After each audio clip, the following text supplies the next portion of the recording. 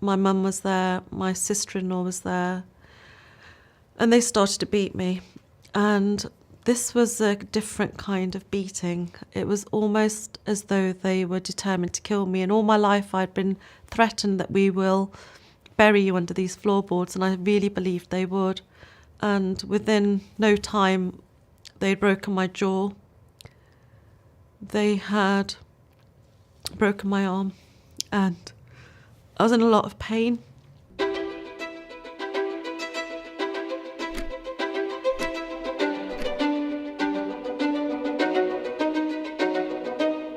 So my parents originate from the Punjab in North India. They came over in the 1960s, and I always say that they packed very tightly their cultural beliefs. And unfortunately for me, that meant that girls were not wanted or desired, but boys were. So I was looked upon as a bad entity, almost like a witch or a possessed child. So everyone wouldn't touch me or welcome me or hold me because they felt I was carrying bad spirits. Were you the only girl in your household? So I'm the youngest of three. I have two older brothers, and I'm the only girl born in my immediate family, but also the only girl in my extended family, with my father being one of 7 brothers. My normality was such that I was kept in my room at the age of 6. My room wasn't like a child's bedroom whereby it's got nice furnishings and soft toys. It was very bare, brick walls.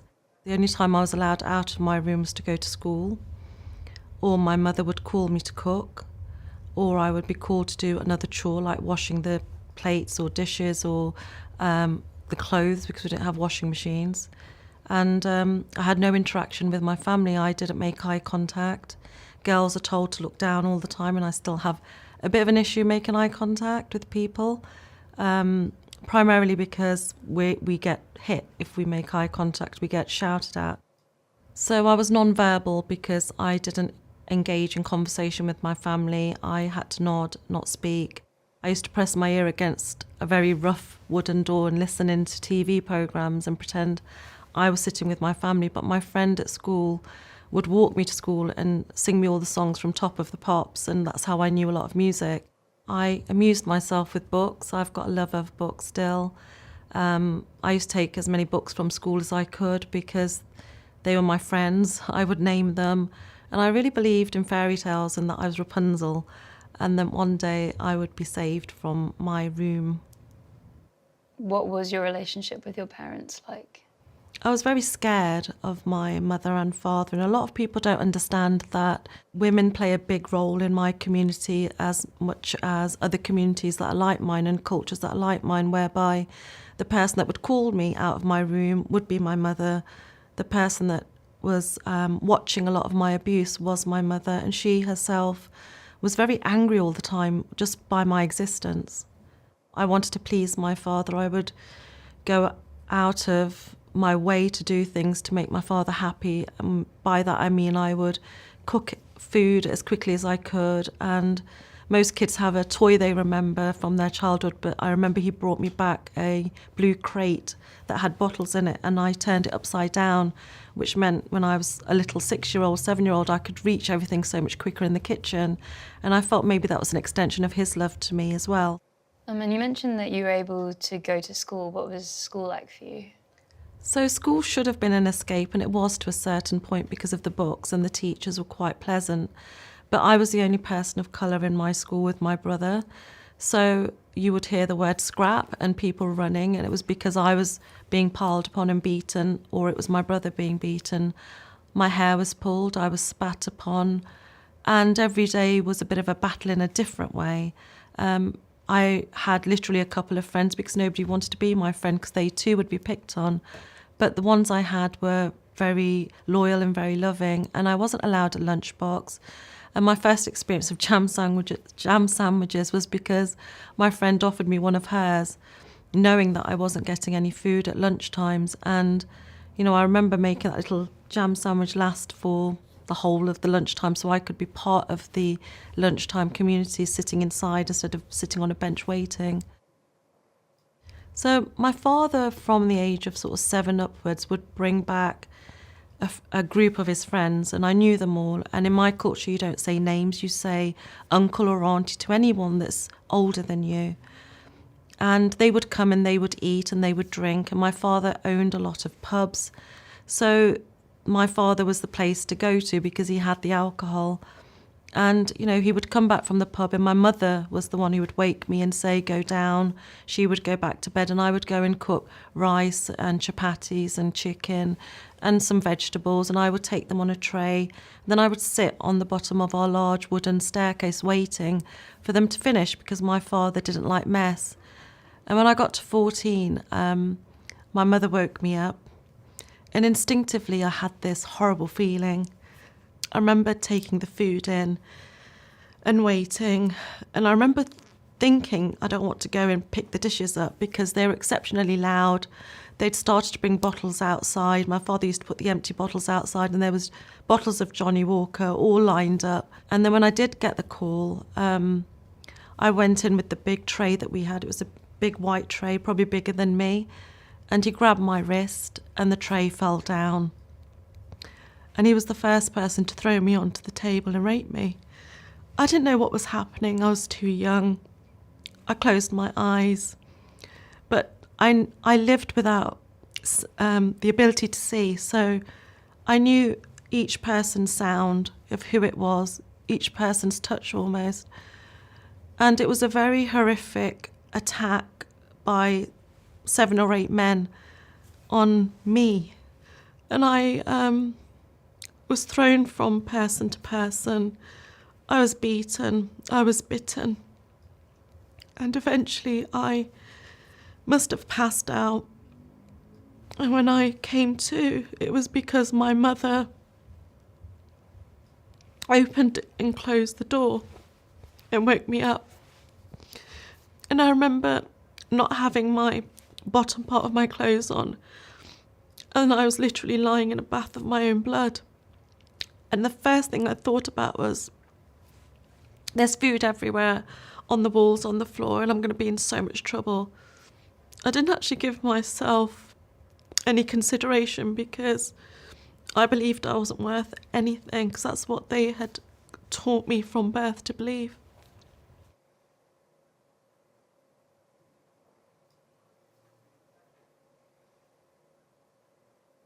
You mentioned your mother, so how did she respond straight after this attack? Well, my mother was the one who woke me up. As I said, she opened and closed the door several times. And she was angry, you know. It's all about perception. I look back sometimes and I say, could she have done anything? Did she show any act of kindness? And I know that she was the one who gave me a new set of pyjamas.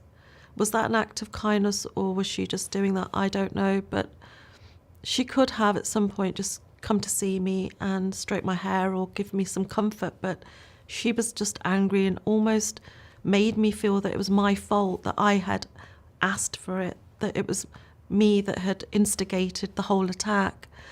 I was so naive, I didn't understand what had happened. You know, we don't have conversations about periods or sex or relationships in my culture or cultures like it. It's a taboo to even think about it. So I just knew it was wrong, but school back then didn't teach us these things. And all I knew is that it was wrong, and I didn't feel like me anymore. She allowed me to have a shower, and I was never allowed to shower. My brothers were.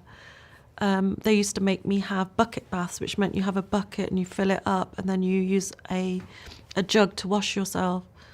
But on this instance, she told me to have a shower, and again, I thought maybe she was being kind, but the shower really stung.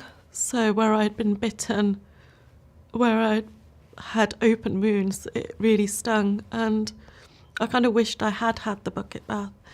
But after that, I had just asked her if I could go to sleep because I was in so much agony. I was in a lot of internal pain naturally, but the mental pain was almost that I felt broken. I just felt like that was it. That was the end of me. And were you living in fear that something might happen again? I used to walk in with that tray with my legs shaking from that day forward. So every Friday or Saturday when my father would bring his friends, I was visibly shaking and scared because I was sure they would try to do something again, and then not knowing, it's torture. There's no other word for it. But it was always upon me to go and face them every weekend and give them this food. I turned 15 and I realised I was pregnant, and I told my mum that I was no longer having periods, and I didn't know I was pregnant, but she told me that I'd spoilt myself. My dad was called immediately. He came and they both sent me to my room and they were shouting at each other, and before I knew it, I was in the car, and I'd never been in my father's car, and I remember it was a blue Humber Scepter, and I'm sat in the back looking at the trees and the clouds and wondering where I was going. And they took me somewhere in the West Midlands to a clinic, and I remember arriving in the clinic and there were lots of women. I remember the whole procedure, and this was a clinic where I was going to have an abortion.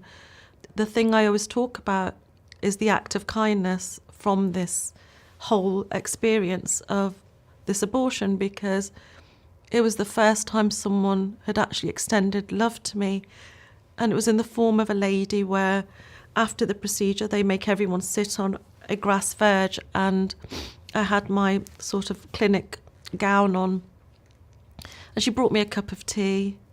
But it wasn't the tea that she handed me. It wasn't the fact that she handed me tea. It was the fact she reached out and touched my hair and stroked me in a very maternal way. And I think it doesn't matter how old you are, we all crave love. And I realised at that point I really was craving some love from another human. And I realised as well that maybe I wasn't as bad, because she didn't catch anything by touching me, and I was told all my life and believed it, that if someone touched me they would catch this evilness that I was containing. And when we got home, on the way home, my parents were really upset, saying, what are we going to do with her? This is such a problem. Nobody will marry her, because to get an arranged marriage you have to be a virgin, and I wasn't a virgin, and I blamed myself. So my father was really anxious for a while after the abortion, saying that what will we do? How are we going to do this? What are we going to do with her? And there was talks about me being sent to India, where they would either marry me to an older man or kill me. One of the people that had raped me came forward. He was the person that bit me, and he came forward and said that he would take me. He wanted to have me in his house so that he could have me as a sex slave and his wife could have a servant. But his son was dating a white English girl, and in our culture that's not allowed, but it's very common. And they were going to have me marry the son so that the community thought that the son was good. It was a sham wedding. It was very rushed. I was very young, but my father and he started to make a trade for me. They placed a silk scarf over my head, and I was forced to sit down, and I have a few pictures, and I look at those pictures and think, what was going through your head? You look so scared. Because I thought, when I go to his house, will he call his friends? Will I be a victim again of a group rape? I didn't know what to expect. And my father and he argued about gold and money, and eventually they came to an agreement, and everyone was happy. And I kept hearing this word, happy, happy, happy, and I didn't know what happy was. I got to the age of 16 and I was married. And when I walked into the marital home, I first of all noticed how small it was. And they led me to a room and said, this is your room downstairs. We sleep upstairs, but you don't. And the room was like a makeshift cupboard with a small bed and an open space for clothes. They took all of my gold that I was wearing for the wedding ceremony. They took all of my belongings, and they handed me old things and said I must get a job. I didn't really ever speak to the person I was married to. He was living his life. He was happy. I don't think people understand that cultures like mine, the in-laws, play a very big part in mental abuse and physical abuse, and often sexual abuse. It's not spoken about because there's a taboo, there's a stigma of saying anything, but the amount of mental abuse a bride or a girl experiences from her in-laws is actually it destroys that person. I was told that I would do all of the cooking, and there was no door so that I could be accessible to my father-in-law, who would come in and rape me and attack me and threaten me. He had a real craving for control and to scare me, which he did. There was a thing in the 90s called the bride burning, which meant there was a lot of brides being burnt in the area I lived. And what I mean by that is they were giving their husbands baby girls. So the women from the community and the mother-in-laws and the father-in-laws would blame the bride, and they would pour petrol over the girl and set her on fire. And the police would turn up and disappear thinking it was a suicide.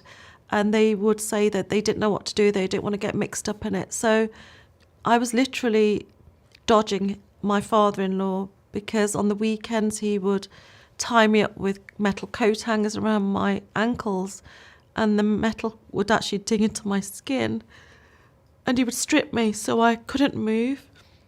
I would sit there and soil myself because I couldn't use the bathroom. And I was really, really scared. I was scared of everything. I was very skinny because I had an eating disorder. Every time I would plate some food at the end of preparing a meal, my mother-in-law would throw it into the dustbin.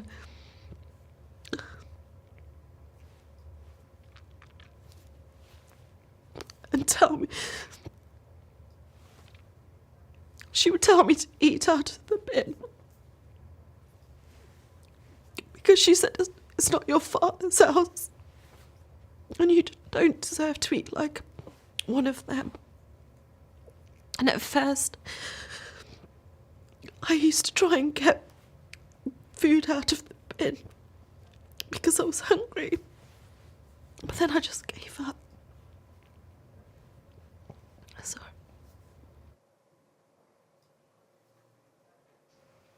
Are you ready to keep going? Cool. Thank you. You mentioned that you had a job. How did it feel having that sense of independence finally? I actually started to discover me at work. I started to discover who I was. I got this job and I started to notice a different culture, and I quite liked to take some control of my own life in the workplace. But I also wanted to do well, because I thought if I earn more money for them, they might leave me alone. And I did make some friends who were very important in my journey, I guess. In my second job, that was selling kitchens on the phone, which I absolutely loved, because it meant I was constantly on the phone talking to people. I met an Indian girl who had a Nigerian boyfriend, and we connected because we were both Indian, but she would notice things and she would say, why are your ankles bleeding? You know, why do you have bruises? And I felt I could trust her. So I started to tell her things, and she didn't judge. She didn't judge or make me feel stupid or silly. She actually would just listen. And then one day she said, you know, my parents weren't very understanding, but they are now because I'm older. Why don't you go back to your parents' house if you're so scared and so unhappy? And I started to, again, dream about things because I was a daydreamer. I started to almost visualise this fairy tale of walking into my parents' home and them holding me tightly and telling me that they loved me and they were proud of me, because I think that's what every person wants their parents to be like, to give them that love. So I went to work one day and I never went back. I got onto a bus to my parents' house, and I was sat on the bus unknowingly celebrating to myself that I'm going back home. It's something I'm familiar with, it's my home, and I'll be able to see my dog and I'll be able to speak to my mum, not even thinking that you never spoke to your mum. Life was never that good at home. What happened when you did arrive home? I wasn't scared for the first time. I was kind of excited to see my family. I hadn't seen them for 4 years. And my father opened the door. I was a little bit surprised he was at home because it was during the day. It was mid-afternoon. And immediately he pulled me in by my ponytail and dragged me in. And I thought, I've just made the biggest mistake of my life. He took me into the same room in which I was raped. My brother was there, my eldest brother. My mum was there, my sister-in-law was there, and they started to beat me. And this was a different kind of beating. It was almost as though they were determined to kill me. And all my life I'd been threatened that we will bury you under these floorboards, and I really believed they would. I remember my dog barking in the other room. They'd shut her up in the other room so she wasn't able to come near me, and I desperately wanted out, but I didn't know how to get there. My father is an ex-professional wrestler, and my brother's 6 foot tall, and I was this very thin, small 21-year-old. And within no time, they'd broken my jaw. They had broken my arm, and I was in a lot of pain. I was literally bouncing off the walls like a little rag doll, and I fell to the floor. You never forget what people say and how they say it. And they were telling me I was a disappointment, that they knew that this would happen because I was a girl and they didn't want that girl. They should have killed me from birth. And what they meant by that is when I was born, a lot of girls were put into plastic bags and suffocated and buried in the garden. And I know this because people would come to my mum's house and give birth to a girl and not report the birth, so nobody knew about the pregnancy. So I was always told I was very lucky to be alive, and I was really scared of dying. My brother started to kick me, my father started to stomp on me, and they displaced my hip, and there was probably no part of my skin that wasn't cut or covered with bruises or blood. It came to a time where my father held his foot on my throat, and I felt at that moment I left my body. And I remember looking at myself and thinking, this is it. This is it now for you. But I heard something. It sounds strange, but it's what I believe, and I know what happened. And something said to me, not yet. It's not your time just yet. And I remember going back into the body and feeling nothing. I was numb. I knew they were still kicking and punching and stamping on me, but I wasn't feeling anything. All I was doing was watching blood literally drip from my head onto my nose and into the carpet. And they continued. I remember feverishly looking up towards my mum and my sister-in-law, maybe in a way to ask for help. And I remember them standing with their arms crossed, and they were very, very angry. And before I knew it, my other brother walked in, shouted, "Not here." And they all just disappeared very quickly. And I remember passing out and coming to and passing out. And the door opened and somebody said, "They're going to take you to India, ask for help, it's security." And I thought, what a silly thing to say to me, because if I have my brother on one side and my father on the other, I'm not going to ask for help. And I thought to myself, I'm already dead. I don't want to live anymore. But then this little voice was saying, no, I don't want to die. And I tried to get myself up, but I couldn't. I tried to, almost like a baby, crawl, and I couldn't. So I started to talk to myself, and I said, if you can get to the door and you can reach the handle, you've only got to get to the kitchen. If you can get to the kitchen, you've only got to get to the back garden. If you can get to the back garden, you will be free. I didn't even know what free meant or where I would go, but I knew I had to get out of there. And it sounds very fictional, I know, and I know I look literally like something out of a horror movie, but I started to move, and my body was stiff because I'd laid in the same position for days, and I was dirty and smelly, and like I said, I was covered in blood everywhere. But I started using this part of my arm, and I shuffled forward, and I would fall. I would internally cry because I was too scared to make a noise. I knew I had a very small window of opportunity before this angry household would know that I'm trying to escape. But I did, and I got to the door, and then I got to the kitchen, and when I got to the garden, my father had this 6-foot-high wall, and I thought, I'm not going to be able to do this. And I sat there, literally, and thought, I can't do it. And my dog came, and she was the loudest person. She would bark, she would make so much noise, the neighbours would complain. And I remember touching her wet nose and almost begging her not to say anything.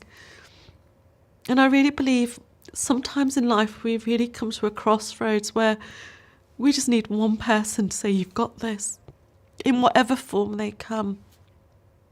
And I believe in angels, and I felt she was this messenger or an angel saying to me, go, because she looked up and she looked back at me.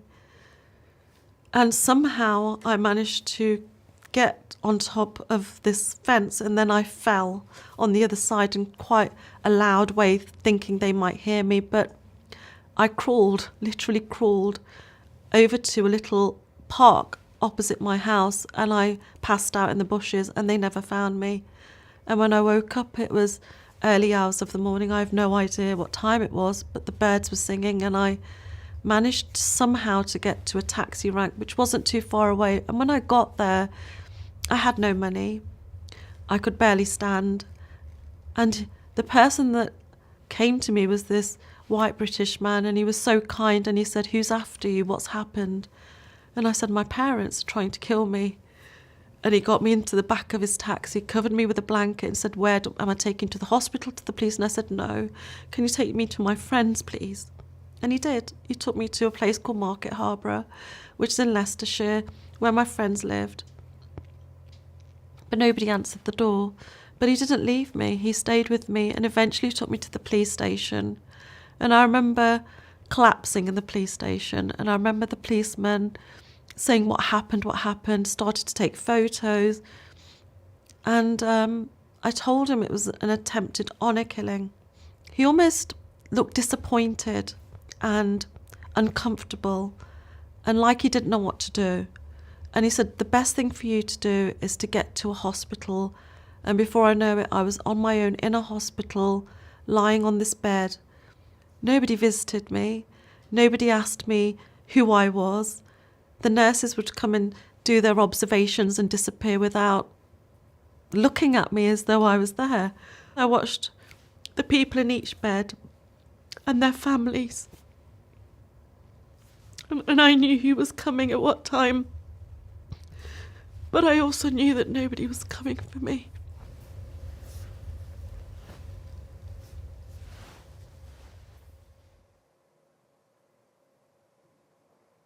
Have you had any communication with your family since you left? My brother came looking for me 15 years after I had moved out because he had attacked his partner at the time with a hammer.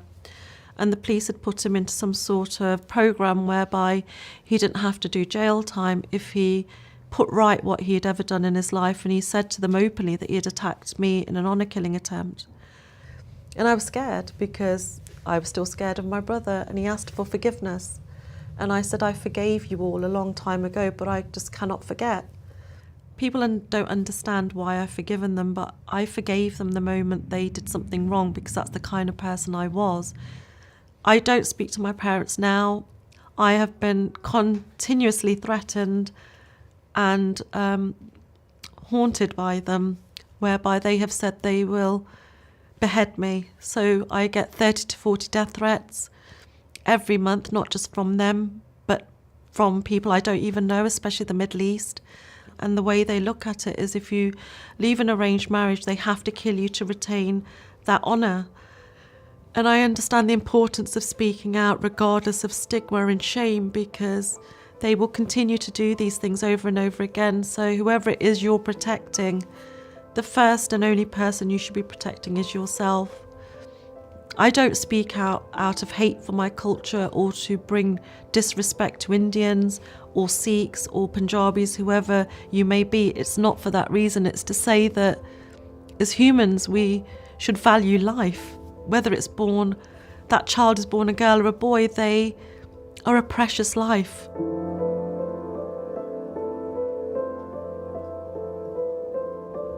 And he became very violent, pushing me a lot, pushing me down the stairs, pushing me in the wall, grabbing my hair and pushing it into the passenger side if he was driving.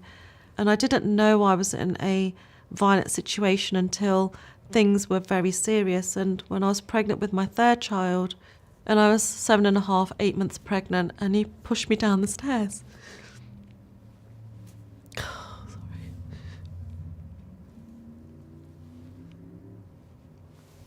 I fell, and he left.